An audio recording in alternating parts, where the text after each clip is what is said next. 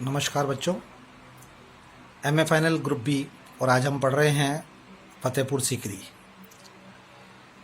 फतेहपुर सीकरी का बुलंद दरवाज़ा और फतेहपुर सीकरी का निर्माण और उसमें विभिन्न इमारतें। मैंने आपको अकबर के वास्तुकला के बारे में बताया था और अकबर ने वास्तुकला में अपने पहले के दो महाराजाओं से यानी हुमायूं और बाबर उनसे सर्वश्रेष्ठ काम किया था। मुगल सम्राटों की वास्तुकला में सर्वश्रेष्ठ कृति अगर ताजमहल को लिया जाता है तो साथ में फतेहपुर सीकरी को भी लिया जाता है। सीकरी गांव है वर्तमान में राजस्थान और उत्तर प्रदेश की सीमा पर, जो उत्तर प्रदेश जिले में है। और यहाँ पर शेख सलीम चिश्ती की कुटिया थी जहाँ पर जोधा भाई को भेजा गया था और वहाँ पर उसके पुत्र प्राप्ति हुई थी। तो अकबर का एक आध्यात्मिक और एक पारिवारिक सम्मान का रूप वहाँ से जुड़ गया था। अकबर इसके जो उस श्रेष्ठ पुत्र थे उनका जन्म वहीं हुआ था। तो अकबर का एक कहना चाहिए करुणामय हृदय का वहाँ से लगाव हो गया था। अब आता है कि बादशाह ने निजी प्रयोग के लिए वहाँ पर कई भवनों की निर्माण की आज्ञा दे दी। जहांगीर ने स्वयं ने लिखा है अपने आत्मकथा तुझके जहांगीर में कि मेरा जन्म स्थान सीकरी गांव में अपने पिता की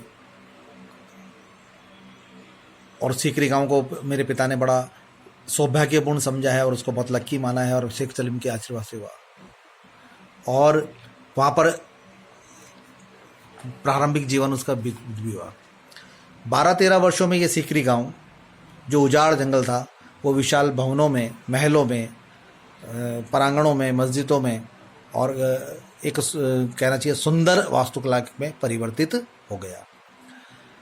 जब 1570 में गुजरात विजय की प्राप्ति हुई तब इसका नाम फतेहपुर सीकरी रख दिया गया था। ये नगर 7 मील के क्षेत्र में पहाड़ी स्तर पर बना हुआ है। पश्चिमी भाग में 20 मील की कृत्रिम झील है जो सुरक्षित है और 3 भागों में 4 दीवारी है। प्रवेश के 8-9 द्वार हैं।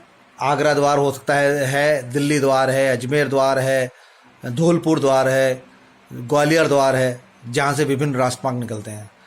और भीतर की स्मारक की बात करें या मस्जिद की बात करें तो इसमें राजमहल, मस्जिद, तुर्की शैली के स्नान गृह, विद्यालय, औषधालय आदि सब स्थित है। अब आता है 1885 में अकबर की 1885 के उपरांत अकबर इस और ज़्यादा ध्यान नहीं दे गया।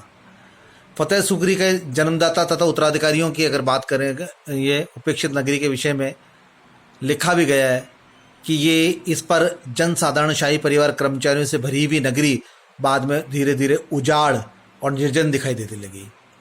यानी 1568 से लेकर 1585 तक इसमें शाही दरबार का आवागमन, अकबर का शिविर लगना, ये सब कुछ होने लगा। लेकिन जैसे जैसे वे कश्मीर की यात्रा की तरफ जाने लगा धीरे धीरे इससे थोड़ा मोहभंग तो नहीं कह सकते, लेकिन इस पर प्रशासनिक वो झलक नहीं दिखला पाया। यहाँ पर एक वर्साई जो जर्मन इतिहासकार के अनुसार वर्साई के महल से भी सुंदर बनाया गया। और वास्तव में वास्तुकला में जो पर्सी ब्राउन ने लिखा है कि ताजमहल के बाद में अगर कोई सुंदर कृति हो या कृति थी तो वह फतेहपुर सीकरी थी।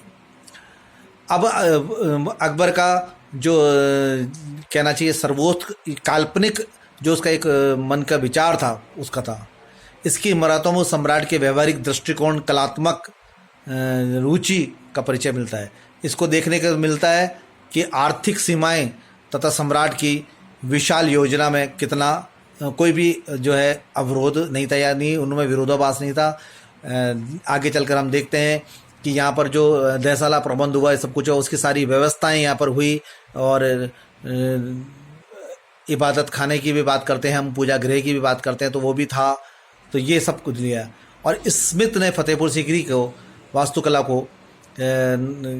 वास्तुकला की कृति सर्वश्रेष्ठ कृति माना है। और ये भी लिखा है कि ना तो अतीत में ऐसा हुआ था होगा और न ही भविष्य में ऐसा होगा। इस तरीके से स्मिथ ने लिखा है, लेकिन ये सत्य नहीं है क्योंकि इसके बाद में शाहजहां ने भी स्थापत्य की दृष्टि से बहुत अधिक कार्य किए और फिर स्वर्णयुग बन गया। और अगर राजस्थान के स्थापत्य की बात करें तो कुंभा ने भी ज़बरदस्त कार्य किया और उनकी जो स्थापत्य है वो हम जानते हैं कि कितने श्रेष्ठतम है, ये भी रही है। तो ये फतेहपुर सीकरी का जो मैंने बताया आपको कि फतेहपुर सीकरी गुजरात विजय के बाद ही पहले सीकरी गांव था, शेख सलीम की चिटिया थी और अकबर की सर्वश्रेष्ठ थी, मुगल साम्राज्य की सर्वश्रेष्ठ कृति में मानी जाती है, कई स्नानगृह थे। और 1585 के बाद में इसके साथ में उतना इंसाफ या न्याय नहीं हो पाया और ये एक तरीके से ये उजाड़ सा होने लग गया और धीरे धीरे अकबर की मृत्यु तक तो उधार हो गया, उजाड़ हो गया। और आज एक ऐतिहासिक पर्यटन स्थल जरूर है, लेकिन उतनी उसकी नहीं हो पाई है। धन्यवाद।